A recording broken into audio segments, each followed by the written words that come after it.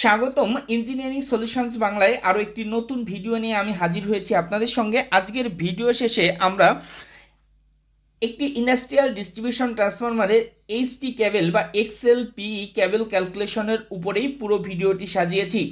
আমরা আজকের ভিডিও শেষে জানতে পারবো একটি ইন্ডাস্ট্রিয়াল ডিস্ট্রিবিউশন ট্রান্সফরমার অর্থাৎ একটি 11/0.41 কেভি যে ইন্ডাস্ট্রিয়াল ডিস্ট্রিবিউশন সাবস্টেশন এর এইচটি কেবল সিলেকশন সম্পর্কে। ডিস্ট্রিবিউশন ট্রান্সফরমারে আমরা এইচটি কেবল কোথায় ব্যবহার করি? এইচটি কেবলটি মূলত আমরা ব্যবহার করি ড্রপ আউট ফিউজের পর থেকে এইচটি সুইচ গিয়ার পর্যন্ত, এবং এইচটি সুইচ গিয়ার থেকে একটি ডিস্ট্রিবিউশন ট্রান্সফরমারের প্রাইমারি সাইড বা এইচটি সাইড পর্যন্তই মূলত আমরা এই এইচটি কেবল ব্যবহার করে থাকি। এই এইচটি কেবল হিসেবে আমরা XLPE কেবলই ব্যবহার করে থাকি। XLPE এই ইনসুলেশনের জন্যই এটি সমাদৃত এবং এটি বেশি ব্যবহৃত হয়ে থাকে। আমরা যদি একটি 11/0.41 কেভি ডিস্ট্রিবিউশন সাবস্টেশনের এসএলডি দেখি, তাহলে আমরা দেখতে পাচ্ছি যে ড্রপ আউট ফিউজের পর থেকে এটি ট্রান্সফরমারের এসটি সাইড পর্যন্ত ব্যবহার হচ্ছে, এবং XLPE কেবলের বিশেষ কিছু বৈশিষ্ট্যের জন্য মূলত এটি বেশি ব্যবহার করে থাকে। এর মূল কারণ এটি লিড ফ্রি, এটি ডাইলেকট্রিক লস কম, হাই টেম্পারেচার রাইজিং ক্ষমতা, এটির কারেন্ট ক্যারিং যে কন্টিনিউয়াসলি এটি হাই। এই বৈশিষ্ট্যগুলোর জন্যই মূলত আপনার হাই রেজিস্ট্যান্স টু ময়েশ্চার, আপনার এই বৈশিষ্ট্যগুলোর জন্যই XLPE কেবলটি বেশি ব্যবহার করা হয়ে থাকে। এই XLPE কেবল আভ্যন্তরীণ, বাইরে মাটির নিচে কিংবা পানির নিচে, কেবল ডাক কিংবা কেবল ট্রে কিংবা আন্ডারগ্রাউন্ড ও পাওয়ার সুইচিং স্টেশন, ইন্ডাস্ট্রিয়াল ও কমার্শিয়াল বিল্ডিংয়ের লোকাল পাওয়ার ডিস্ট্রিবিউশন সিস্টেমে বেশি ব্যবহার করা হয়ে থাকে। এটির মোটামুটি 9টি লেভেলের লেয়ার থাকে, এবং এই XLPE ইনসুলেশনটাই মূলত বেশি আপনার গ্রহণযোগ্য। এটি সর্বোচ্চ operating temperature 90 degree, short circuit তাপমাত্রা 250 ডিগ্রি সেলসিয়াস, সীসামুক্ত, ফ্লেম ডিটারডেন্ট, এসি ভোল্টেজ 21.5 এবং ইনসুলেশনের তাপমাত্রা সর্বনিম্ন 5 ডিগ্রি সেলসিয়াস।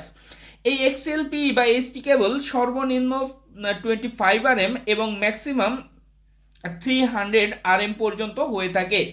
এর কেবল রেটিং চার্ট আপনারা দিয়ে দিয়েছি, আপনারা প্রয়োজন হলে দেখে নিতে পারেন। XLPE কেবল ক্যালকুলেশনের জন্য আমাদের বের করতে হবে এইচটি কেবল সাইজ এস। এটিকে আমরা যদি শর্ট সার্কিট কারেন্ট এবং শর্ট সার্কিট ক্লিয়ারেন্স টাইমকে রুট করে আমরা কে ফ্যাক্টর দ্বারা ভাগ করি, তাহলে পেয়ে যাব শর্ট সার্কিট কারেন্ট বের করতে গেলে আমরা প্রাইমারি কারেন্ট ট্রান্সফরমারের, এবং একে যদি আমরা পার্সেন্ট অফ ইম্পিডেন্স দ্বারা ভাগ করি তাহলে পেয়ে যাব। এবং প্রাইমারি কারেন্ট বের করতে গেলে ট্রান্সফরমারের যে কেভিএ রেটিং, এটিকে আমরা √3 এবং প্রাইমারি ভোল্টেজ দ্বারা ভাগ করলেই সহজেই পেয়ে যাব।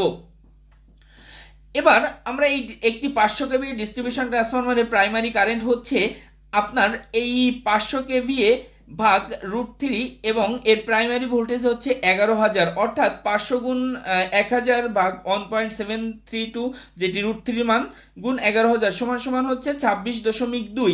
এটি শর্ট সার্কিট মেথডেও কিন্তু আমরা বের করতে পারি। কেভিএ গুণ 0.0524 সমান হচ্ছে 26.2 অ্যাম্পিয়ার।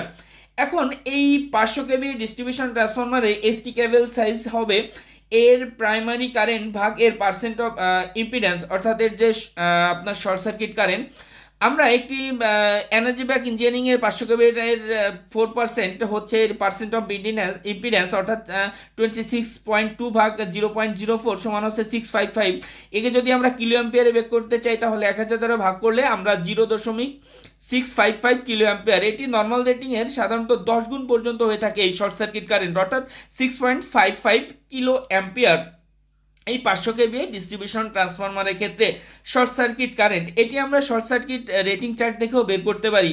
এখন আমাদের এইচটি কেবল সাইজ এই শর্ট সার্কিট কারেন্টকে যদি শর্ট সার্কিট ক্লিয়ারিং টাইম আমরা 1 সেকেন্ড ধরি, এবং এই কে ফ্যাক্টর আপনার XLPE কেবলের কপারের ক্ষেত্রে 0.143 দ্বারা ভাগ করি, যেহেতু আমরা কপার কেবল নিয়েছি, তাহলে আমরা পেয়ে যাচ্ছি 45.70 RM, অর্থাৎ এর কাছাকাছি হচ্ছে 50 RM। এখন এই কেবল হচ্ছে আমরা পেয়ে যাই 3 কোর বিশিষ্ট। আমরা যদি 50 RM তার ব্যবহার করি তাহলে কিন্তু সহজে আমরা পেয়ে যাব। এখন XLPE কেবল আমরা নর্মালি 1.5 গুণ ব্যবহার করি রেটেড যে সাইজ, কারণ আমাদের ভবিষ্যতে এক্সটেন্ড করতে হতে পারে, অর্থাৎ আমরা 70 RM বা 70 RM তার ব্যবহার করতে পারি।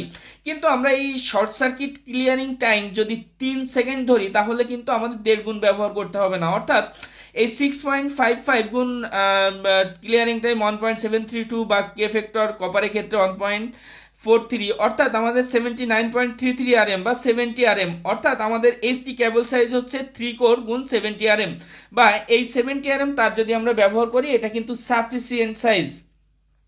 এখন এই 70 আরএম তারের ক্ষেত্রে আমাদের কারেন্ট ক্যারিং ক্যাপাসিটি কত আছে দেখেন, 27 অন, অর্থাৎ এই সাইজের তার কারেন্ট সে ক্যারি করতে পারবে। এখানে আমরা বিজলি কোম্পানির ক্যাবেলের শর্ট সার্কিট চার্টটি দিয়ে দিয়েছি, আপনারা প্রয়োজন হলে ওয়েবসাইট থেকেও ডাউনলোড দিয়ে দেখতে পারবেন। এখানে দেখতে পাচ্ছেন 70 আরএম এর ক্ষেত্রে 10.02 kilo ampere short circuit current. এটি প্রত্যেকটি ওয়্যার ম্যানুফ্যাকচারিং কোম্পানির কিন্তু আলাদা আলাদা।